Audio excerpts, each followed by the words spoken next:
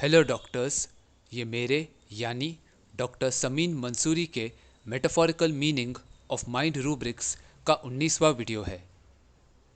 इस वीडियो का rubric loquacity after सार फ्रूट डॉक्टर विलियम बोरिक की मटीरिया मेडिका में दिया गया है और इसमें सिर्फ पोडोफाइलम पेल्टेटम दवाई दी गई है।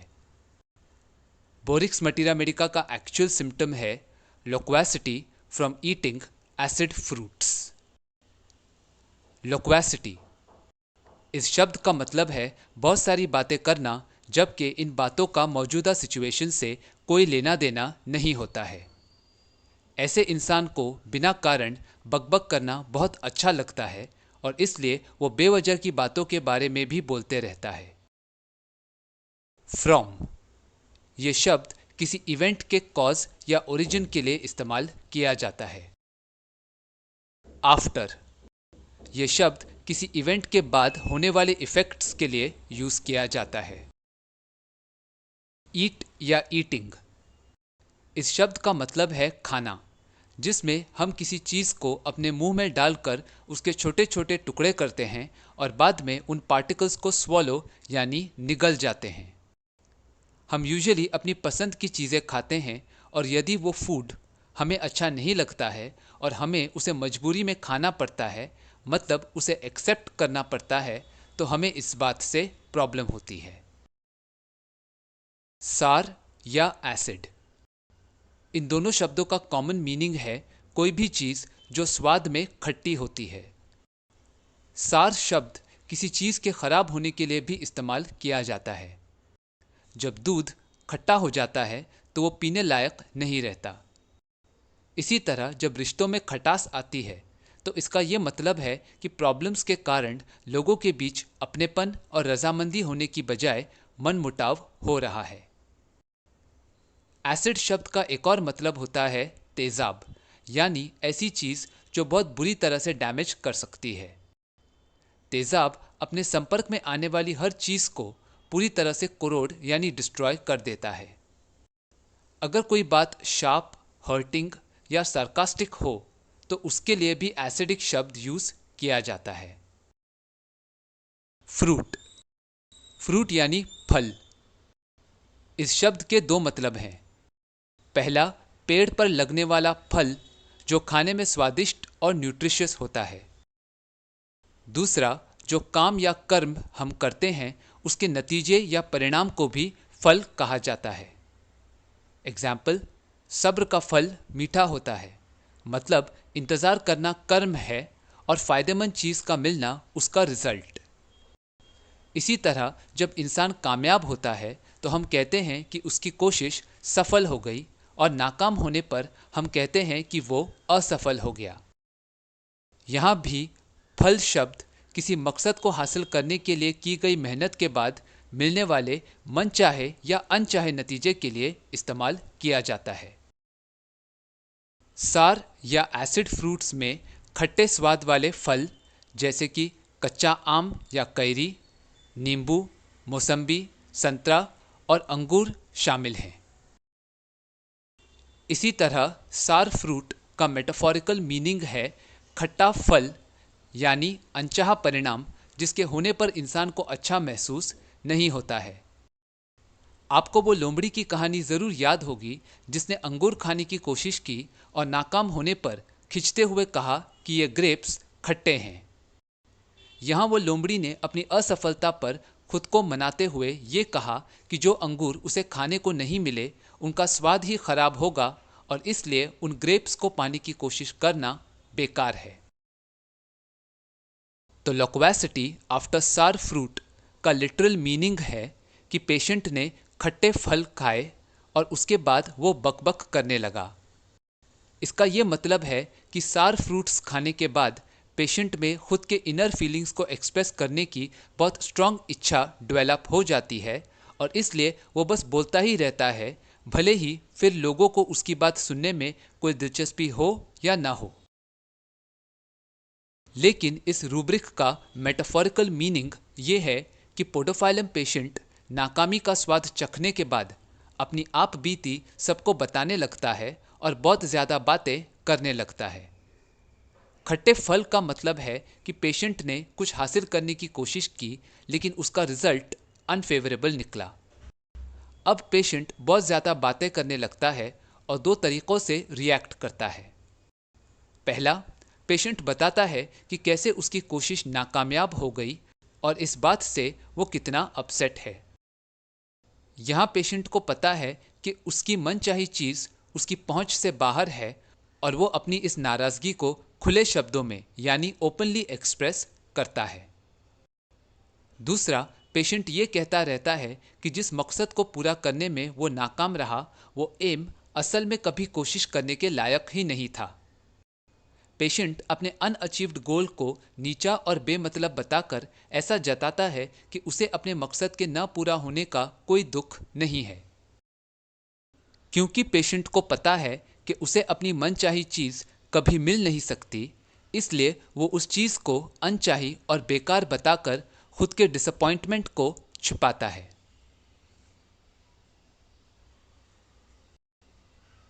एग्जाम्पल 1। 30 साल की महिला बोली, डॉक्टर मुझे 3 महीने से संडास ठीक से नहीं होता है। कभी पतला होता है तो कभी एकदम कड़क, लेकिन दोनों ही कंडीशन में गैस पास करते समय ऐसा डर लगता है कि कहीं पॉटी ना निकल जाए। फिर पेशेंट बोली, डॉक्टर मैंने अपने बेटे को एक अच्छे इंग्लिश मीडियम स्कूल में एडमिट कराने की कोशिश की, लेकिन बावजूद इसके मेरे बच्चे का एडमिशन हो ना पाया। इसी कारण मेरा बेटा बहुत निराश हो गया।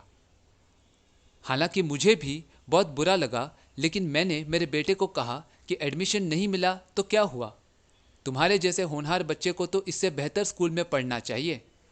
ये स्कूल तुम्हारे लायक ही नहीं है। देखो ना, इंटरव्यू में कितने मुश्किल सवाल पूछ रहे थे जिसका जवाब पढ़े लिखे ग्रेजुएट्स को भी नहीं आता, तो फिर 6-7 साल के बच्चे कैसे आंसर कर पाएंगे। ऊपर से ये लोग डोनेशन के नाम पर रिश्वत मांगते हैं। ऐसे स्कूल में बच्चे क्या ईमानदारी से काम करना सीखेंगे। इंसान अपनी मेहनत से अपना मुकद्दर बनाता है। कितने स्कूल ड्रॉप आउट्स आज मल्टी मिलियनर बन गए हैं। ऐसा बोलते बोलते मैं इतनी बकबक करने लगी कि फाइनली मेरे पति को बोलना पड़ा कि अब बस भी करो। लेकिन मुझे उम्मीद है कि मेरे बेटे का एडमिशन इससे भी अच्छे स्कूल में हो जाएगा। इस पर पेशेंट के पति ने कहा, जी हाँ डॉक्टर, अब तो ऐसा हो गया है कि पेशेंट यही बात अपने आसपास के लोगों को भी बातों बातों में बोलती रहती है। इस पर पेशेंट फिर बोली, माना इतना ज़्यादा बोलना भी अच्छा नहीं होता, पर पता नहीं क्यों मुझे बड़बड़ करने की आदत हो गई है। ऐसे ही एक दिन मैंने 2 कच्चे आम खाए और उन्हें खाने के बाद न जाने मुझे क्या हो गया कि मैं सब अपनी स्कूल, कॉलेज और जो भी मुझे याद आ रहा था उनकी बातें करने लगी कि कैसे मेरी सहेली मेरे लिए स्कूल में आम का अचार लाती थी और फिर कैसे हम 8th स्टैंडर्ड में अलग अलग क्लासेस में चले गए। फिर कॉलेज में मैंने आर्ट्स लिया और वो हायर स्टडीज़ के लिए यूएसए चली गई। मेरी इस बकबक को सुनकर पतिदेव सिर पकड़कर बैठ गए कि मेरा बोलना कब बंद होगा। पहले तो वो सिर्फ यही कहते थे कि मैंने खाना कितना तीखा बनाया है या मैं बेटे को अपने लाड़ प्यार से बिगाड़ रही हूँ, लेकिन अब तो मेरे बकबक करने से भी उन्हें प्रॉब्लम होने लगी है। एक्चुअली डॉक्टर, मेरी इस बकबक करने की आदत के कारण लोग और ख़ास तौर पर मेरी सहेलियाँ मुझे अक्सर बोलती हैं कि अपने मुंह को थोड़ा आराम दिया करो, फालतू की बकवास करती रहती हो, और ऐसा बोलकर मेरी पूरी बात सुने बिना ही चली जाती हैं या फ़ोन काट देती हैं। कोई नहीं तो कम से कम सखियों को तो मेरी बात सुननी चाहिए कि नहीं। मुझे सिर्फ इतना चाहिए कि जो मेरी सोच है लोग उसे समझें और उसकी कदर करें, लेकिन ये सहेलियाँ तो अब क्या कहूँ। इसलिए अब मुझे अपने फ्रेंड्स अच्छे ही नहीं लगते। बस एक मेरी दीदी हैं जो हमेशा मेरी बातें सुनती हैं। मेरे पेरेंट्स की डेथ के बाद दीदी ने मेरा बहुत ख्याल रखा और उनसे मुझे माँ और बाबूजी दोनों का प्यार मिला। अब मैं चाहती हूँ कि मैं भी अपनी बहन की उतनी ही अच्छी तरह से देखभाल करूँ। इस पर पेशेंट का हस्बैंड बोला कि हाँ डॉक्टर, ये अपनी बहन को हर महीने पैसे भेजती है और अगर उसकी दीदी बीमार पड़ जाए तो पेशेंट उसके इलाज पर भी पूरा ध्यान देती है। फाइनली पेशेंट बोली, डॉक्टर लगता है कि मेरे इस बकबक करने की प्रॉब्लम के लिए कोई दवा बनी ही नहीं है जिससे मेरा बोलना थोड़ा कम हो जाए। तो इस केस में पेशेंट को फ्लेटस पास करते समय संडास के निकल जाने का डर सताता है। तो ये रूब्रिक है, fear should stool escape with flatus और यूरिनेशन। पेशेंट ने कहा कि वो अपने बेटे को अच्छे स्कूल में एडमिशन दिलवाना चाहती थी, लेकिन उसकी ये कोशिश नाकाम हो गई। मतलब यहाँ पेशेंट को मेहनत का मनचाहा फल मिलने के बजाय खट्टा फल मिला, यानी असफलता का स्वाद चखना पड़ा। अपने बेटे को निराश देखकर नाराज पेशेंट ने स्कूल के प्रति हर्टफुल यानी एसिडिक कमेंट्स कहे कि ये स्कूल ही बेकार है और उसका बेटा तो इससे भी बेहतर इंस्टीट्यूट को डिजर्व करता है। यहाँ ये बर्ताव खट्टे अंगूर जैसा है, जहाँ ग्रेप्स ना मिलने पर उन्हें खराब और यूजलेस कहा जा रहा है, जबकि उन अंगूरों को पाने और खाने की स्ट्रांग इच्छा पेशेंट में मौजूद थी। अब इस नाकामी पर पेशेंट इतना बोल रही है कि सुनने वाले पेशेंट की बातों से तंग आ जाते हैं। इसी तरह पेशेंट ने कहा कि रॉ मैंगोज खाने के बाद वो बहुत ज़्यादा बातें करने लगी। तो यहाँ इन दोनों बिहेवियर्स के लिए एक ही कॉमन रूब्रिक है, लोक्वेसिटी आफ्टर सार फ्रूट। अपने बेटे के मनचाहे स्कूल में एडमिशन ना मिलने के बावजूद पेशेंट को उम्मीद है कि उसके बच्चे को इससे भी अच्छे स्कूल में दाखला मिल जाएगा। तो ये रूब्रिक है, होपफुल। पेशेंट के नॉन स्टॉप बातें करने के कारण उसकी सहेलियां पेशेंट को टोकती हैं। इतना ही नहीं, पेशेंट के पति भी उसमें दोष निकालते रहते हैं। तो ये रूब्रिक है, delusions she is criticised. Patient चाहती है कि लोग उसकी सोच की सराहना करें। तो ये रूब्रिक है, opinions expects her opinions to be respected. Patient को अपने फ्रेंड्स अच्छे नहीं लगते क्योंकि वो उसे क्रिटिसाइज करते हैं। तो ये रूब्रिक है, एवर्जन टू फ्रेंड्स। पेशेंट अपनी दीदी का बहुत ख्याल इसलिए रखना चाहती है क्योंकि उसकी बहन ने भी पेशेंट का ध्यान रखा था, यानी पेशेंट अपनी दीदी से मिले प्यार और दुलार को उन्हें लौटाना चाहती है। तो ये रूब्रिक है, अफेक्शनेट रिटर्न्स अफेक्शन। पेशेंट को ऐसा लगता है कि उसके टॉकेटिवनेस का कोई इलाज अवेलेबल ही नहीं है। तो ये रूब्रिक है, delusions he has an incurable disease.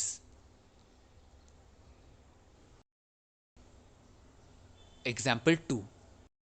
55 साल का मेल पेशेंट अपनी वाइफ के साथ आया और बोला, मुझे हाई ब्लड प्रेशर है और मैं इसके लिए दवा भी ले रहा हूँ, लेकिन फिर भी मेरे बीपी की रीडिंग्स कभी कभी हाई आती हैं। इसके बावजूद मुझे कोई तकलीफ नहीं है और कोई सिम्टम्स भी नहीं है, मैं एकदम ठीक हूँ।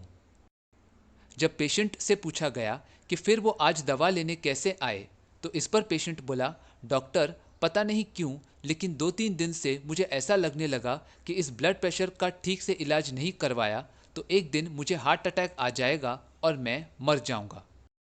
फिर मेरी फैमिली का क्या होगा? इसलिए मैंने सोचा कि चलो डॉक्टर को कंसल्ट कर लेता हूँ। फिर वाइफ बोली, डॉक्टर पेशेंट को बस हम सबकी चिंता लगी रहती है। अक्सर बोलते हैं कि मैं चला गया तो फिर तुम लोगों का क्या होगा? इस पर पेशेंट बोला, हाँ डॉक्टर, मेरे मन में ज़्यादा पैसे कमाने की कभी इच्छा न थी और न है। जितना कमाया जो मिला वो मेरे लिए काफ़ी है। लेकिन डॉक्टर इसी कारण मैं अपनी लाइफ में कोई ख़ास सेविंग्स नहीं कर पाया। जो भी पैसा आता था वो खर्च हो जाता था। इसलिए मुझे ये चिंता सताती है कि मेरे मरने के बाद मेरे बीवी बच्चों का क्या होगा। वैसे तो मेरे दोनों बेटे कमाते हैं, लेकिन फिर भी फिक्र रहती है। इसलिए आज सुबह मैंने आपकी रिसेप्शनिस्ट से बात की और आज ही का अपॉइंटमेंट मिल गया, वरना अक्सर 2-3 दिन बाद का टाइम मिलता है। मैंने आज के टाइम्स ऑफ इंडिया में पढ़ा कि इंडिया और पाकिस्तान के बीच में एलओसी पर फिर से फायरिंग हुई। इन दोनों देशों में ये प्रॉब्लम तो 1947 से चली आ रही है। तभी तो 3 वॉर्स भी लड़ी गई हैं और आर्मी के कितने सोल्जर्स दोनों तरफ मारे गए। इंडस रिवर के पानी को लेकर भी विवाद चल रहा है। ऊपर से ये नेता लोग इस नफरत को अपने भड़कीले बयानों से और बढ़ाते हैं। कितना अच्छा होता कि हिंदू मुस्लिम सब मिलजुल कर रहते, लेकिन इतने में मेरा दोस्त आया और मैंने उसके साथ भी इंडो पाक रिलेशंस पर 1 घंटे तक बातें की। उसका लड़का और मेरा बेटा दोनों एक ही बैंक में काम करते हैं। मेरा दूसरा बेटा आईटी में है। मेरी इकलौती बेटी की शादी को 2 साल हो गए हैं और मैं अभी 4 महीने पहले ही नाना बना हूं। इस वक्त पेशेंट की वाइफ ने बीच में इंटरप्ट करते हुए कहा, डॉक्टर, जब से पेशेंट को अपने मनचाहे डॉक्टर का अपॉइंटमेंट नहीं मिला है तब से ये हर जगह बकबक करते रहते हैं और अब यही इनकी आदत बन गई है। जो भी मिलता है उसके साथ किसी भी टॉपिक पर आधे और कभी कभी 1-1 घंटे तक बात करते रहते हैं, चाहे वो घर हो, बीच सड़क हो या फ़ोन हो। फाइनली हमको बोलना पड़ता है कि बस अब अपनी बातें ख़त्म करो, 1 घंटा हो गया है। तब ये बोलते हैं, अरे बातें करने में 1 घंटा बीत गया, मुझे तो पता ही नहीं चला। वक्त कितनी तेज़ी से गुजरा। इस पर पेशेंट बोला, डॉक्टर, असल में मेरी बेटी की प्रेगनेंसी में बहुत प्रॉब्लम्स थी और इसलिए मैं बहुत परेशान था। हम उसे हॉस्पिटल में इलाज के लिए ले गए, लेकिन कोरोना टाइम था और ऊपर से डॉक्टर्स ने कहा कि हम इसमें कुछ नहीं कर सकते, आप प्लीज़ कहीं और जाइए। मैंने एक सुपर स्पेशलिस्ट डॉक्टर को कांटेक्ट करने की भी कोशिश की, लेकिन उनका भी अपॉइंटमेंट नहीं मिला। तब मुझे लगा कि ये सारे डॉक्टर्स मेरी बेटी के केस को ट्रीट करने के काबिल ही नहीं होंगे, इसलिए इनके अपॉइंटमेंट के पीछे टाइम वेस्ट करना बेकार है। कौन जाने मुझे इनसे भी अच्छा डॉक्टर मिल जाए। वैसे भी मैं तो यही मानता हूँ कि जो होता है अच्छे के लिए ही होता है। मैंने इस प्रॉब्लम के बारे में लोगों से बहुत सारी बातें की और फिर डॉक्टर, आपको यकीन नहीं होगा, 3 दिन में ही मेरे दोस्त ने एक फीमेल डॉक्टर का एड्रेस दिया जिनके इलाज से ना सिर्फ मेरी बेटी ठीक हो गई बल्कि उसकी नॉर्मल डिलीवरी हुई और मैं नाना बन गया। मैंने उस लेडी डॉक्टर को कहा था और आपको भी यही कहता हूँ कि हम आपके पास आए हैं तो आप ही हमारी बीमारी को ठीक कीजिए और इससे छुटकारा दिलाइए। और अब तो ऐसा हो गया है कि बीमारी हो या करंट अफेयर्स, मैं किसी भी विषय पर कुछ ना कुछ बकबक करता ही रहता हूँ। तो इस केस में पेशेंट के मुताबिक हाई बीपी होने के बावजूद उसे ये लगता है कि वो ठीक है। तो ये रूब्रिक है, well says he is when very sick. Patient को ऐसा महसूस होता है कि हाई बीपी के कारण उसे दिल की बीमारी हो जाएगी और इसी वजह से वो मर जाएगा। तो ये रूब्रिक है, delusions will have heart disease and die. Patient का मेन कंसर्न ये है कि उसके जाने के बाद उसके परिवार का क्या होगा। तो ये रूब्रिक है, anxiety about his family. Patient कम पैसे कमाने के बावजूद भी संतुष्ट है। तो ये रूब्रिक है, कंटेंटेड। पेशेंट ने जो थोड़ा बहुत पैसा कमाया था वो सब खर्च हो गया है और इसी कारण पेशेंट अपनी फैमिली के लिए पैसे जमा नहीं कर पाया। तो ये रूब्रिक है, इम्प्रोविडेंट। इम्प्रोविडेंट शब्द प्रोविडेंट का ऑपोजिट है। प्रोविडेंट फंड में इंसान अपने खर्चे में से पैसे बचाकर उन्हें जमा करता है, यानी सेविंग्स करता है, ताकि फ्यूचर में ये रकम उसके और उसके फैमिली के काम आए। लेकिन पेशेंट ने ऐसा कुछ भी नहीं किया, इसलिए ये पेशेंट इम्प्रोविडेंट है। जब पेशेंट को अपनी बेटी के इलाज के लिए मनचाहे डॉक्टर का अपॉइंटमेंट नहीं मिला तो पेशेंट को बुरा लगा। मतलब पेशेंट की कोशिश नाकाम हो गई और उसने खुद को यही समझाया कि जिन डॉक्टर्स से वो अपनी बेटी का ट्रीटमेंट नहीं कर पाया वो सब नाकाबिल हैं। मतलब ये भी खट्टे ग्रेप्स यानी अनफुलफिल्ड डिज़ायर है, जिसके होने पर पेशेंट डॉक्टर्स को इनकॉम्पिटेंट बता रहा है। तब से पेशेंट बड़बोला बन गया है और इसलिए इस बिहेवियर का रूब्रिक है, लोक्वेसिटी आफ्टर सार फ्रूट। पेशेंट इतनी बकबक करता है कि उसे पता ही नहीं चलता कि 1 घंटा बीत गया है और इसलिए वो कहता है कि टाइम कितनी तेज़ी से गुजर गया। तो ये रूब्रिक है, time passes too quickly. Patient को ये लगता है कि जो कुछ होता है वो अच्छे के लिए ही होता है। तो ये रूब्रिक है, ऑप्टिमिस्टिक। पेशेंट ने दोनों डॉक्टर्स पर अपनी और अपनी बेटी को बीमारी की कंडीशन से सेहत की अवस्था तक पहुंचाने की जिम्मेदारी सौंपा है। तो ये रूब्रिक है, carried desires to be over the shoulder. Podophyllum दवाई सेल्फ सेटिस्फाइड और कंटेंटेड इन दोनों में मौजूद है, तो इन रूब्रिक्स के डिफरेंसेस को समझते हैं। सेल्फ सेटिस्फाइड, सेल्फ मतलब खुद या स्वयं। सेटिस्फाइड, इस शब्द का मतलब है संतुष्ट होना और खुश होना। सेल्फ सेटिस्फाइड इस रूब्रिक में पेशेंट ने एक गोल सेट किया होता है और अब अपने मकसद को हासिल करने के बाद पेशेंट अपने आप से खुश है। आत्मसंतुष्ट होने के कारण मुमकिन है कि पेशेंट को अब और कुछ नहीं चाहिए। एग्जाम्पल, पेशेंट बोला, डॉक्टर मैं चाहता था कि मेरा मुंबई में 2 BHK का एक फ्लैट हो। उसके लिए मैंने मेहनत किया और आज मेरे पास मेरा खुद का घर है, इसलिए मैं तो अपने आप से बहुत खुश हूँ। जबकि कंटेंटेड में पेशेंट के पास जो है और जितना है वो भले ही दूसरों की नज़रों में काफ़ी नहीं है, लेकिन पेशेंट उसी में खुश है और इसलिए वो ज़्यादा या बेहतर चीज़ पाने की इच्छा बिल्कुल भी नहीं रखता। यहाँ पेशेंट स्वीकारता है कि उसने अपनी लाइफ में कुछ खास हासिल नहीं किया है, लेकिन फिर भी वो संतुष्ट है। कंटेंटेड और कंटेंटेड विथ हिमसेल्फ, इन दोनों रूब्रिक्स का डिटेल्ड एक्सप्लेनेशन मैंने अपने ओपीएम वीडियो में दिया है। उसका लिंक डिस्क्रिप्शन में है, तो आप उसे रेफर कर सकते हैं। सो टू समराइज, पोडोफाइलम पेशेंट एक मिलनसार व्यक्ति होता है जो सबके साथ अच्छे और फ्रेंडली तरीके से इंटरैक्ट करता है। वो हमेशा यही चाहता है कि उसके आसपास न सिर्फ सुख शांति हो, बल्कि सभी लोग एक साथ मिलजुल कर हंसी खुशी रहें और किसी भी तरह का झगड़ा या मनमुटाव न हो। लेकिन जब पेशेंट को हायर अथॉरिटी डांटता है या पेशेंट को उसकी गलती पर सज़ा देता है, तो इसी कारण पेशेंट बीमार हो जाता है। पेशेंट को इस बात पर रोना आता है कि उसने ऐसे अनप्लेजेंट बिहेवियर की उम्मीद नहीं की थी। इसलिए अब पेशेंट को लोगों का साथ बिल्कुल भी अच्छा नहीं लगता और वो अकेले रहने पर बेहतर महसूस करता है।